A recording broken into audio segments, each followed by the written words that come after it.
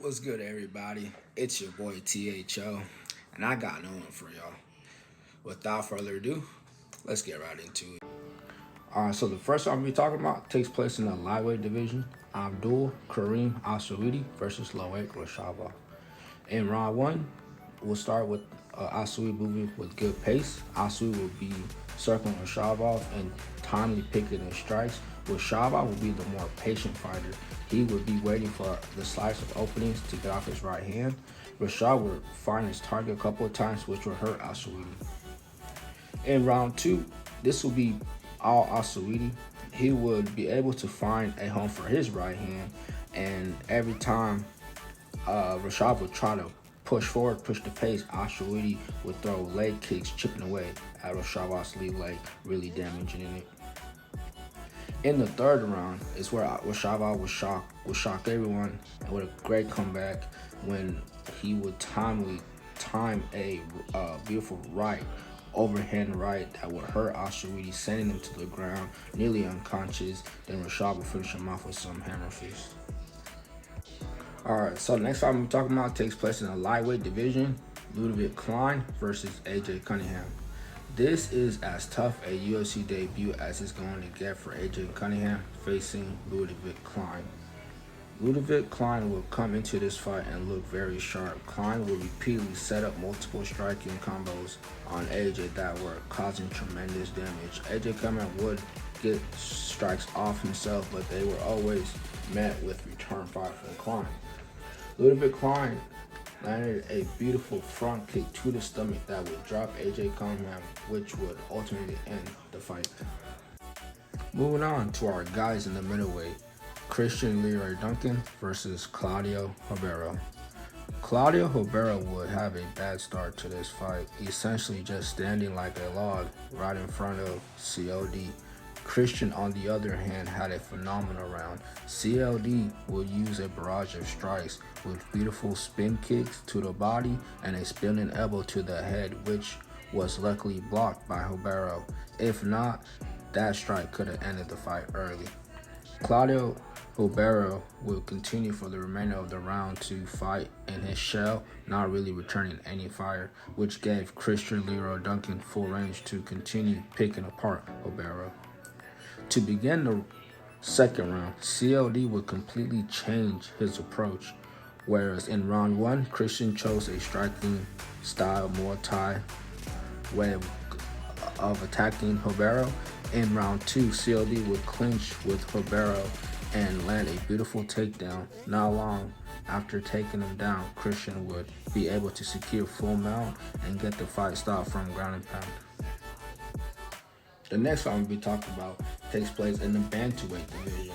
Ayman Zahabi versus Javid Basharat. What a start to this fight by both Ayman and Javid. Both fighters will come to the center of the octagon trying to gain an edge. Both Ayman and Javid would throw strikes back at one another. Javid would always do a good job with his forward pressure, causing Ayman to always be on high alert. Late in round one, it looked like Javid Basharat figured out Ayman's timing and was edging forward in strikes. Entering the second round, a lot of the second round would be like the first, where both fighters would try and gain the center of the octagon. Both fighters were going back and forth. In one of their exchanges, Basharat would land a beautiful sneaky uppercut that would land flush on Ayman.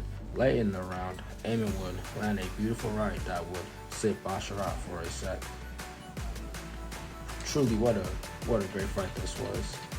Both fighters would enter the third and leave it all out inside the octagon. Both fighters again would go back and forth with strikes. Neither fighter gained the upper hand. As the fight concludes, the judges would see it in favor of Ayman Zahabi by way of unanimous decision, giving Basharat his first professional loss. The next fight I'm talking about stays here in the bantamweight division. Vinicius Oliveira versus Bernardo Sampaio.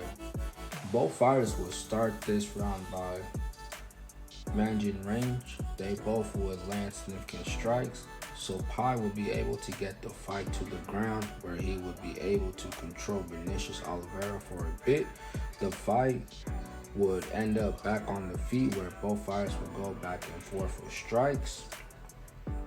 In round two, Bernardo Sampaio will be able to get the fight to the ground early again in the second. Supai would make good work on the ground. He would flatten Oliveira and almost secure a rear naked choke. Oliveira would be able to reverse position and gain the top position, which he would then rain down some devastating ground and pound. Bernardo Supai would start the third round slow because he got extremely tired to end that second round.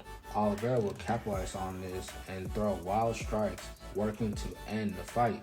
Late in round 3, Bernardo Supai would start getting sloppy with his striking defense, leaving himself open for strikes. Vinicius Oliveira would capitalize on this and set up a flying knee attempt that would land flush on Supai's chin, instantly knocking him out. This performance would earn Oliveira Performance of the Night, and both fighters would earn the Fight of the Night.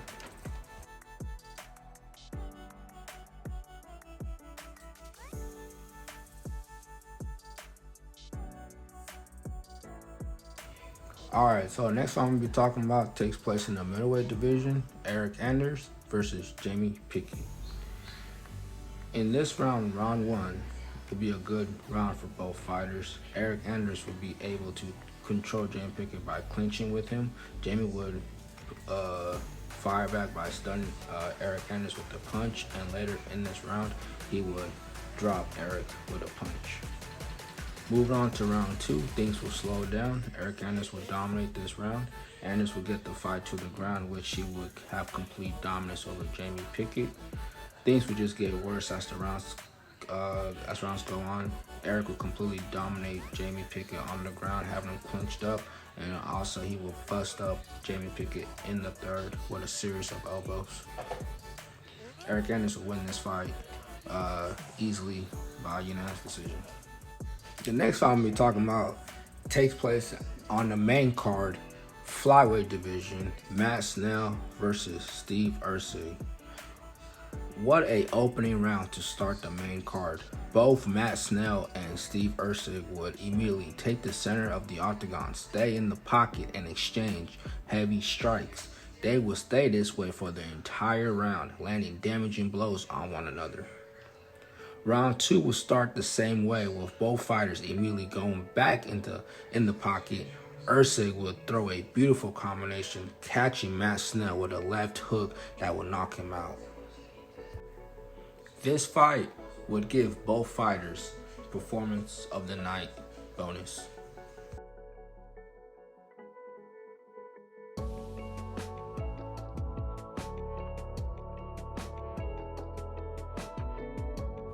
The next fight we're talking about takes place in the bantamweight division. Umar Nurmagomedov versus Begzat Amakhan. This fight will have a crazy start. Round 1, Amakhan will clip Umar on the side of the head with a precise right hook. This hook will hurt Umar, sending him down to the mat. Umar will quickly grab a single leg, get a takedown. Once the fight gets here, Umar will control Amakhan, beat him up, and threaten chokes for the remainder of the round. Umar will not take any chances to start round 2.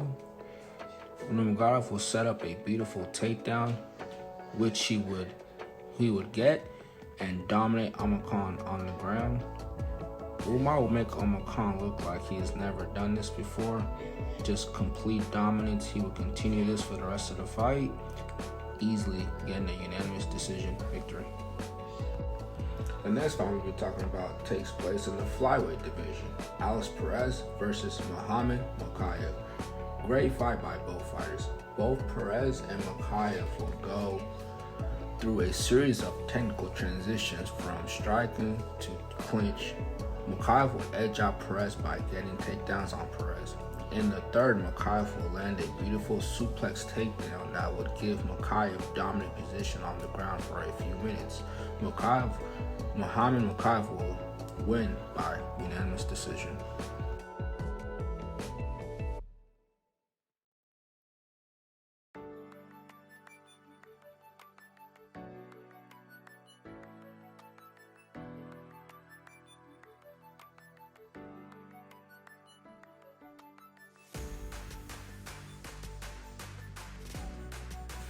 The next fight I'm going to be talking about takes place in the co-main event. in the light heavyweight, Vitor Petrino versus Tyson Pedro. Round 1, Vitor Petrino and Tyson Pedro would use this round to size each other up. They both would stay on the outside, gauging each other's movements. As the round would go on, Petrino would get more of a beat on what Tyson Pedro was doing and start landing heavier shots that would start to leave damage on Tyson Pedro. In the middle of round 3, Petrino would take Tyson Pedro down, land some ground and pound. Petrino would almost secure a rear naked choke and also an arm triangle in this round. Vitor Petrino would go on and win by unanimous decision. After fight's ending, Tyson Pedro would announce his retirement. This will be Tyson Pedro's last fight inside the UFC octagon. The next fight I'm going to be talking about is the main event of the evening in the heavyweight division, Jairzinho Rozenstruik versus Shamil Gaziev. In round 1, Shamil Gaziev would take octagon control, but it would be Rozenstruik that would be causing damage utilizing his jab. Throughout periods of this round, Gaziev would attempt lousy takedowns that Jairzinho Rozenstruik would easily stop. As the rounds came and went, Rozenstruik would pick up the pace, putting more pressure on Gaziev. Somewhere in the fight, Rozenstruik must have been seeing that Gaziev was slowing and getting tired, because Jairzinho Rozenstruik would start to put more pressure on Gaziev by severely busting him up in the 4th.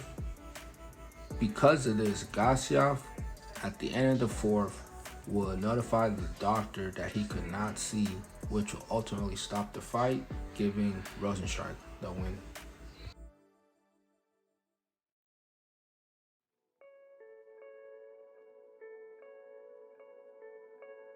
Alright, that's it for me, guys. Hope you guys enjoyed the content. If you did, make sure to hit that like and subscribe button. See y'all next time.